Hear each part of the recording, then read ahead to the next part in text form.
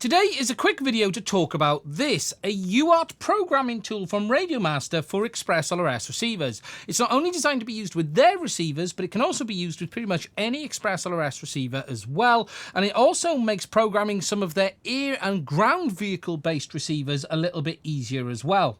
Now, in this video, I'm going to give you an overview of what this tool can do and demonstrate it across multiple different types of receivers, just giving you an idea of the kind of functionality that it can give. Now, just to be clear, Radiomaster did send me this little tool over for free. However, they have not paid me to make this video. They've not seen it before it's been published. And as always, my thoughts are entirely my own. Okay, so what I'm going to do is talk about this tool and walk you through what you get in the pack at the same time. Now, the idea of this is to give you a nice, easy serial programmer for USB on your PC for programming either Radiomaster ExpressLRS receivers, but non-Radiomaster ones as well. This will work with pretty much any ExpressLRS receiver on the market. Now, what the device is a USB serial programmer. So we have our USB port here, we have our serial output, and there's also a dedicated output over here for some of the other ExpressLRS receivers from Radiomaster. And then we have the included kit, which gives us some wiring harnesses, as well as a pogo pin set as well, allowing you to push it straight onto the likes of the smaller ExpressLRS receivers. Looking closer, what you can see on the receiver itself is we have the main output over here. This is actually labeled here minus, plus for voltage, and then RX and TX. We then have our similar output over here, which again, minus, plus, TX, RX, but that's a dedicated connection for Radiomaster receivers. And then on this side, you'll notice there's a little switch, which sets the output voltage to either 5 volt or 3.3 volt, depending on the device that you're connecting it to. If you're connecting it to most ExpressLRS receivers, you're going to want it set on the 5 volt. And then we've simply got our USB connector over here. Now, there are lots of different options here for connection. So we've got that dedicated harness, which we'll look at later on for that side port. We've then got the main harness, which plugs into the unit. So what we would do is just pop that in like that. And then on this side, we have a few choices. We can either choose our little connections that have the little grippers on the end. These are very similar to what you'll get with an oscilloscope. These will allow you to actually connect onto a receiver one pad at a time.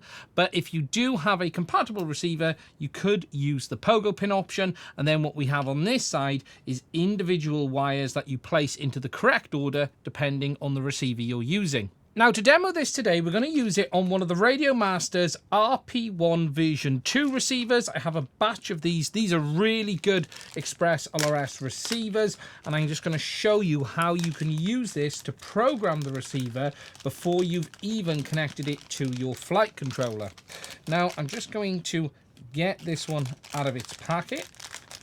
They come with wires, but we're not going to use them today, and we're just going to get the receiver out and attach the antenna. And then we can start looking at what option we want with regards to the cables. Now, this is one of the smaller ExpressLRS receivers, and you can see on here that we've got our minus, 5 volt, TX and RX. And what we're going to take a look at is if we're going to be able to use the pogo pins on this one. We could absolutely do that. However, there isn't holes for this one, so if we wanted to program it, we would have to do it like that and just hold that in place. That isn't particularly difficult to do, but isn't the easiest thing in the world. However, what we can do is use our individual connections instead. So what we're going to do is pop one of these onto each pad, one at a time, allowing us then to be able to program the receiver in the right way. These can be a little fiddly to get on. You're going to have to just be a little careful as you press it. There we go. We're going to pop him like that. As you can see, we've got the negative on there. That's all good. And then what we're going to simply do is one at a time, pop these onto the receiver, making sure that we've got them onto the correct pads and that we're not crossing any of the pads on the system. So what we're going to do is green is RX. So RX is going to want to go to TX on this one. Now that that's all done, it's then simply time to get our connections on. So again, we're just going to very carefully pop them in place onto the pins on the back. To be honest, it's probably easier to do this before you actually connect them to the receiver, just like I've done there. So again, we're just going to pop that one on there like that, and then we've disconnected that one in the process. So what I'm going to do is get all of these in place. Okay, now it's definitely easier to get the wires onto these little clamps before mounting them to the receiver, and then you can simply clip them on one at a time like I've done here. Now we're going to check that we have the voltage set to 5 volt, which we do on the side. So what we're going to do then is plug it into our USB port and then open up the ExpressLRS configurator. Now one other thing we're going to need to do before connecting it is force it into bootloader mode. Now to do that, we're going to need to ground out this little boot pad here. Most ExpressLRS receivers have a second boot pad like this right next to ground, and the process is simply shorting that with something metal between the ground pad and that little pad there. Now I'm going to use a pair of tweezers to do that today. What I'm going to try and do is get myself in place to put that in and then plug in the USB cable. Now this can be a little bit fiddly, and actually it can help to have a second person with you when you're doing it. However, for me, what we're going to do is simply hold that down there nice and carefully, and then I'm going to try and plug it in. Now as you can see, we've entered the bootloader mode. We can tell because the LED has come on solid green. Now, if we go into the ExpressLRS configurator, we can first of all select our firmware. So we're going to go 3.31. We're going to select the device. So we're looking for Radiomaster, which will be available on the list down towards the bottom. There we go. We're looking for the RP1. So if we just scroll down until we see that, there we go, RP1. We're then going to choose UART as the programming type because that's what we're doing here. We're going to make sure that we've got everything else in place. We're then going to select our serial device from the list. You can see on mine it has come up as COM28 and it's called WCH.CN. And then we're going to simply click flash.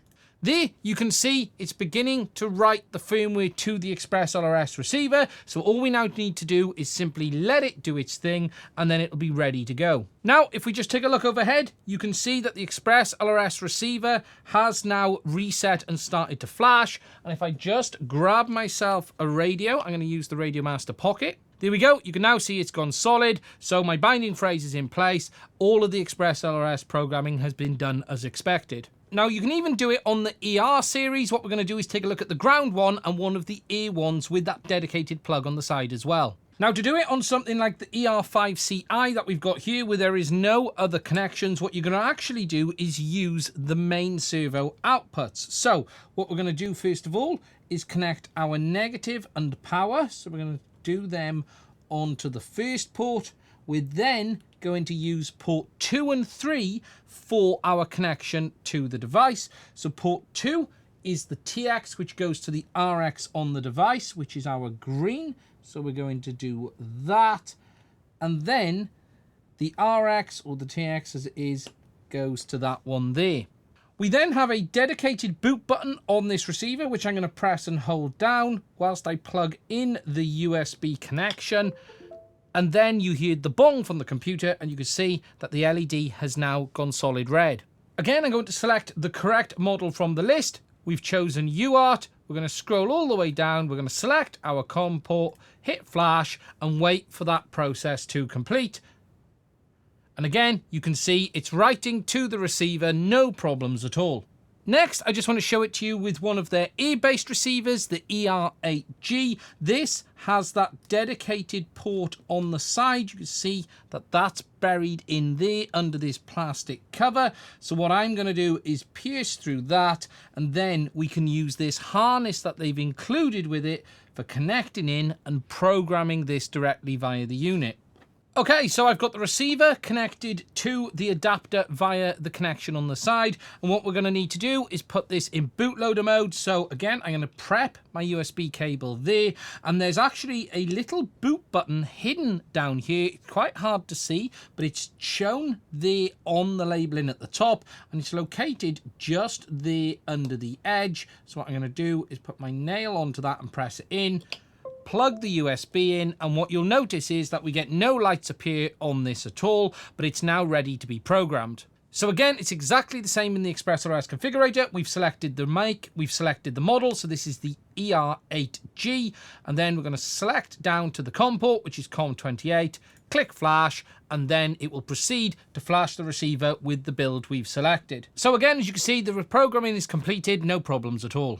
Now, overall, it is a very handy device to have around. If you've got these ear and ground-based receivers, it's probably a must-have in my opinion.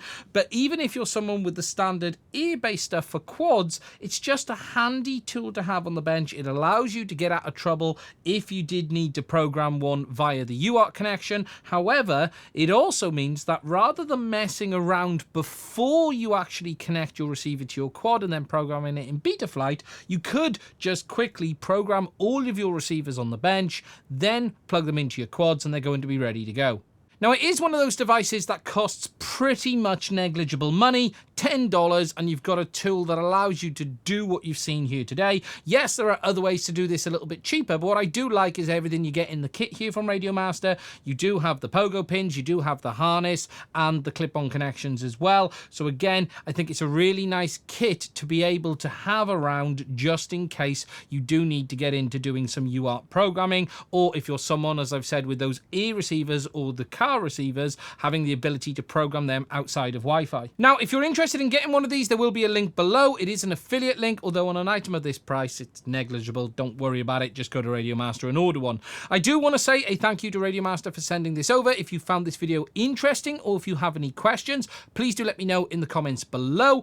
Furthermore, if you'd like to support the channel to allow us to keep making content like this in the future, please do consider checking out the link to my Patreon or buy me a coffee in the description. I want to say a massive thank you to the Patreons of this channel, the people who've donated via Buy Me a Coffee, and everyone who is a channel member. We would not be able to keep making content on this channel without your support, and if you'd like to support us to allow us to keep doing this in the future, please do consider checking it out. Anyway, that's it from me on this one. Stay safe. I'll speak to you soon.